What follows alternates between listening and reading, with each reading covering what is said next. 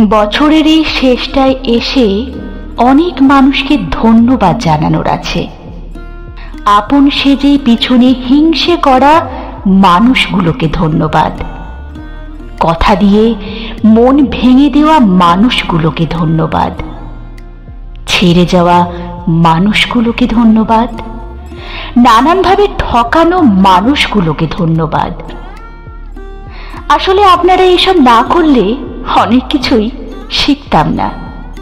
এভাবে আমাকে স্ট্রং করে দেওয়ার জন্য আপনাদের মন থেকে ধন্যবাদ, অনেক অনেক ধন্যবাদ। আপনাদের নতুন বছর ভালো কাটুক। নতুন বছরের অনেক অনেক শুভকামনা।